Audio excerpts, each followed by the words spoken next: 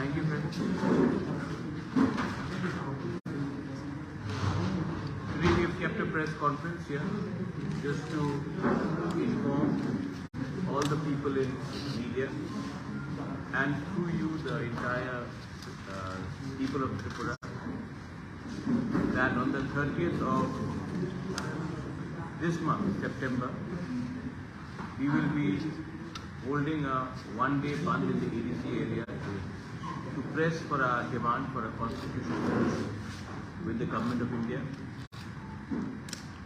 The band will be from 6 a.m. till 6 p.m. but this is a beginning of telling the Government of India that we want an early solution to our problem.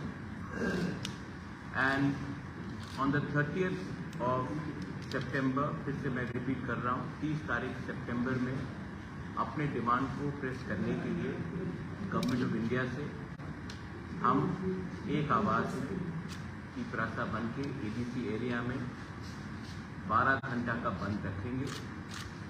सब essential supplies को हम आने जाने देंगे, ambulance को आने जाने देंगे, लेकिन त्रिपुरा में 30 सितंबर में 6 बजे से सवेरे से लेकर 6 बजे शाम तक पूरा त्रिपुरा बंद रहेगा।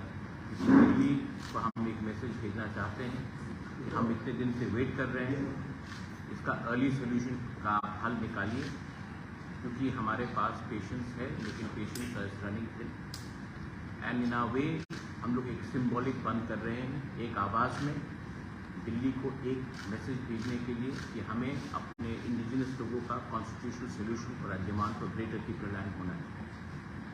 तो ये आपके थ्रू, मीडिया के थ्रू मैं आप सबको सूचित करना चाहता हूँ।